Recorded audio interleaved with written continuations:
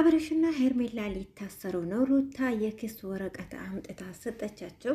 ሰሞኑን ሁላችንም ለምን አትከሳቸውም? እውነት ልጇ ጠፍቶባት ከሆነ ለፖሊስ ማመልከቻ አታስገባም ወይ እያልን ነበር። እንግዲህ ለአብርሽና ለሄርሜላ የክስ ወረቀት ደርሷቸዋል እላችኋለሁ።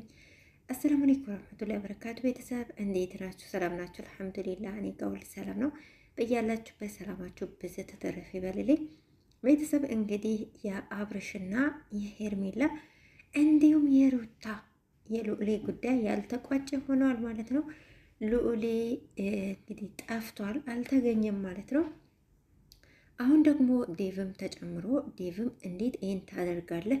እኛ ያንን ቀን ስለጠየቅን በእኛ ምክንያት አድርገ እኛን ተጠያቂ አድርገ እንዴት ትወስተዋለህ ብሎ በጣም ሲቆጣው ነበረ። ሊሰማውም ሊረዳውም አልቻለም ነበር ማለት ነው።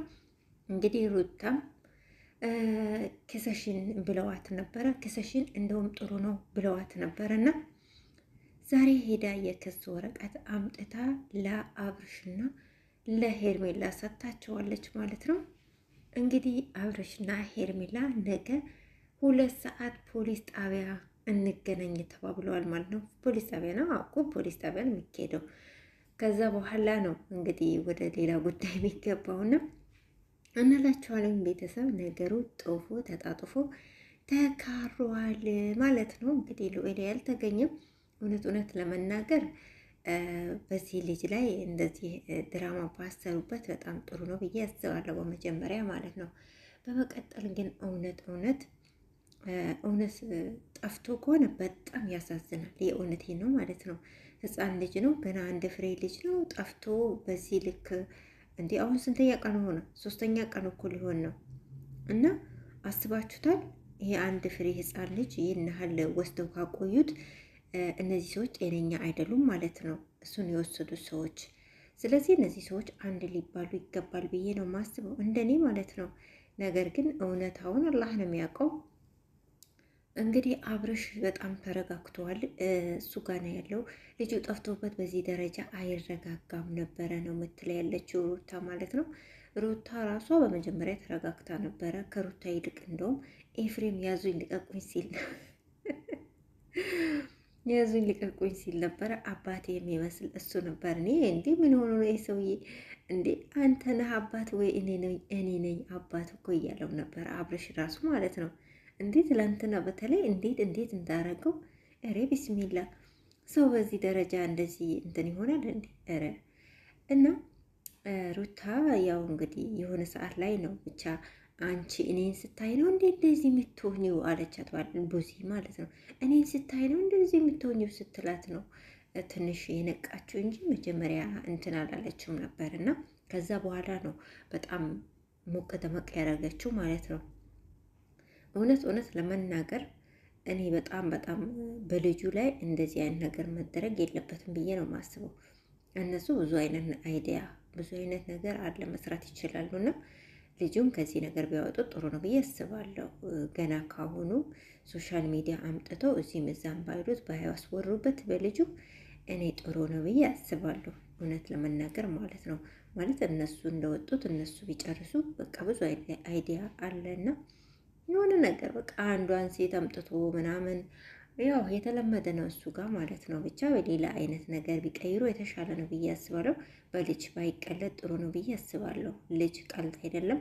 ልጅ የተከበረ ነው፣ ያለ ስጦታ ነው እና በልጅ ላይ እንደዚህ አይነት ቀልድ ደስ አይልም። እውነት እንግዲህ ጠፍቶ ከሆነ ደግሞ በጣም ያሳዝናል። እና አብርሽም ይሁን ከደበቁ ዋጋቸውን ሊያገኙ ይገባል። እንግዲህ የክስ ወረቀት ተሰጥቷቸዋል። ነገ ሄደው ከርቸሌ ይገባሉ። አዳሚ ከርቸሌ ሊገባ ነው ማለት ነው። አይታሰሩም። በነገራችን ላይ ታዋቂ ሰዎች እኮ አይታሰሩም። ወይኔ ጉዴ ነገር መጣልኝ። እንደው ባላወራ ይሻለኛል። ለማንኛውም አይታሰሩም። ያው ቢገቡ ከጠዋት ቢገቡ ከሰዓት በካሳ ነው ምንድን የሚባለው? በዋስ ይወጣሉ። አዎ በዋስ ይወጣሉ ማለት ነው። እንኳን ሀገራችን እንኳን እንደዚህ አይነት ቀላል ነገር ትልቅም ነገር መታሰሩ ቀርቷል ማለት ነው። እስር ቤት የገባው ወንጀለኛ ያው ለማንኛውም ወደ ሌላ ርዕስ እንዳልገባ ማለት ነው። እናላችኋለሁኝ ቤተሰብ እንግዲህ አብርሽና ሩት ማነው አብርሽና ሄርሜላ ነገ ከርቸል ሊገቡ ነው። 2 ሰዓት እንገናኝ ብለዋቸዋል አቶ ኤፍሬም። እንግዲህ ይታሰሩ አይታሰሩ አይታወቅም። በነገራችን ላይ ቡዜም እኮ አለችበት ጉዳዩ ላይ ቡዜንም እንዳረሷት ሳይጠሩሽ አቤት ቡዜንም እንዳረሷት ማለት ነው። በመጀመሪያ እንግዲህ ሳይጠሯት ምትጣጣ ሴትዮ እሷ ናት። ሳይጠሯት አይደለም በዚህ ዞር ተጠርታም ነው። ነገር ግን በጣም ታወራለች። ያ ኢላሂ በጣም ታወራለች እና ምላሷ የ3 ሰው ምላስ ነው የያዘችው። ባለፈው እንግዲህ አንቺ ለእናት ብቁ አይደለሽም፣ ማሳደግ ማለት እንዲህ አይደለም፣ በስነ ወረደ እያለች የነበረው ማለት ነው። እሷ ራሱ ተጠርጣሪ ናት። ስለዚህ ሄርሜላ ከታሰረች እሷም መታሰር አለባት። የእውነት ምስኪን ሄርሜላ ነው ወጣት ከዚህ ጉዳይ ላይ ማለት ነው። አብርሽ፣ ኤፍሬም፣ ቡዜ እንዲሁም ዴቭ እነዛ ናቸው ተጠያቂ። ችግር ካለም እነዛ ላይ ነው እና ሄርሜላ ምንም አይመለከታትም። ምስኪን የጨውቃ ማለት ነው። እናንተ ነገሩን ታቦኩ ነው ወስዳችሁ እሷ ላይ ጥፍ ታደርጉትና እናንተ ተጣጥባችሁ ብቅ ትላላችሁ። እቺ ምስኪን የሆነች ልጅ ያው እንግዲህ እሷ ትያዛለች ማለት ነው በእናንተ ስህተት እና እሷን ተዋትና ቡዜን በሄርሜላ ቦታ ቡዜን አድርጉ ማለት ነው። እውነት እኔ ነግሬያችኋል።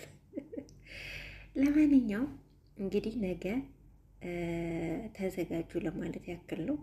እንግዲህ የአብርሽ ታሰረ ብላችሁ በጣም የምታዝኑ የምትደነግጡ ሰዎች ካላችሁ ልባችሁ የሆነ ነገር ፌንት እንዳታረጉ። በቃ የሆነ ምን ነገር ማለት ወተት ነገር ምናምን አጠገባችሁ አዘጋጃችሁ ውሃ ምናምን ማለት ፌንት እንዳታነሱ ብዬ እኮ ነው የእውነት።